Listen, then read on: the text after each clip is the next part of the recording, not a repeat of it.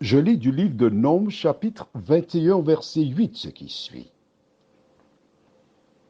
Que dit la parole de Dieu?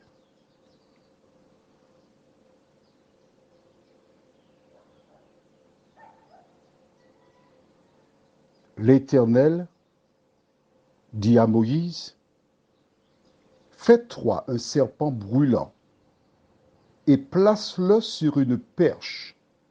Quiconque aura été mordu et le regardera conservera la vie. Prions.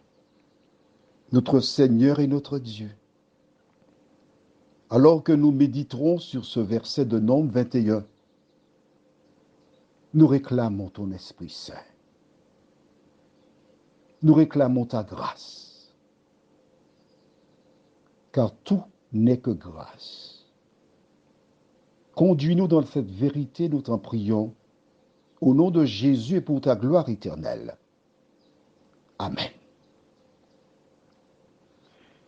Dans le jardin d'Éden, le serpent donna la mort indirectement à Ève et Adam. L'instrument par lequel le diable a tenté nos premiers parents donna la mort. En se révoltant contre Dieu, il utilise le même élément, le serpent, qui donne la mort à ses hommes. La Bible déclare plusieurs moururent. Quand ils reconnurent leur erreur, quand ils reconnurent leur égarement, quand ils reconnurent qu'ils ont péché, ils déclarèrent, nous avons péché.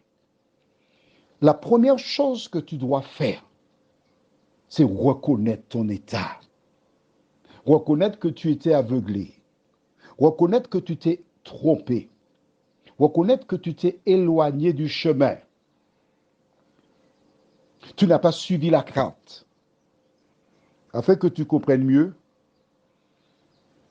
tu sors de Paris, tu arrives aux Antilles, à la Martinique, à l'aéroport du Lamenteur. La première chose que tu feras en louant un véhicule, c'est d'avoir une carte. Une carte qui te permettra de te déplacer, d'arriver à destination. L'Éternel nous a donné une carte. Cette carte, c'est sa parole, la Bible.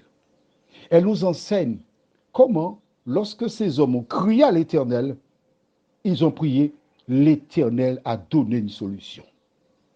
Il a dit à Moïse, fais-toi un serpent d'airain, A-I. Tu connais la suite? Bon, voilà. C'est pas E-R-I, non? A-I. Installe-le sur une perche au milieu du camp. Quiconque aura été mordu et le regardera conservera la vie. Jusque-là, les enfants d'Israël identifiaient le serpent comme un ennemi. Jusque-là, c'était lui qui avait séduit Ève. À cause de lui que le péché était entré dans le monde. C'est le serpent qui mordait et qui donnait la mort dans le désert. Et maintenant, Moïse dit, quiconque regarde au serpent, il aura la vie sauve. Mais non, c'est une plaisanterie. C'est une blague. C'est impossible. Le serpent ne donne pas la vie, il donne la mort. Dieu a maudit le serpent en Éden. Mais là, au livre de Nombres, il est en train de rétablir le serpent. L'animal qui était regardé comme un ennemi, Dieu disait, quiconque regarde au serpent aura la vie sauve.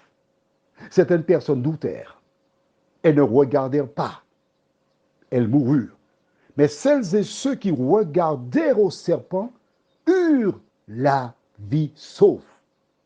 À travers cette histoire, Jésus était en train d'inculquer aux enfants d'Israël que l'homme est sauvé exclusivement par la foi.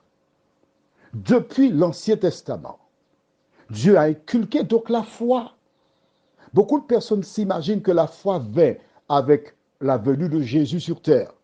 Mais là, la Bible déclare, quiconque regardera au serpent aura la vie sauve.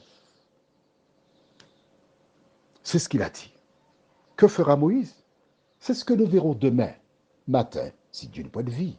Prions notre Seigneur et notre Dieu. Quand nous sommes malades, nous nous rendons chez un praticien, un médecin, qui après l'auscultation remet une ordonnance. Nous ne connaissons pas les produits qui se trouvent sur l'ordonnance. Nous nous rendons chez le pharmacien pour récupérer ces produits et nous suivons scrupuleusement ce qui se trouve sur les boîtes parce que nous avons confiance dans notre médecin. Nous prenons les médicaments qu'il nous prescrit. Seigneur, nous avons confiance en Jésus de Nazareth. Nous croyons que c'est notre Sauveur. Nous croyons en toi, Seigneur. C'est pourquoi nous te demandons de nous aider à avoir une foi plus importante que celle que nous avons dans nos praticiens. Nous t'en prions au nom de Jésus pour ta gloire éternelle. Amen. Je te souhaite une bonne journée sous le regard de Dieu.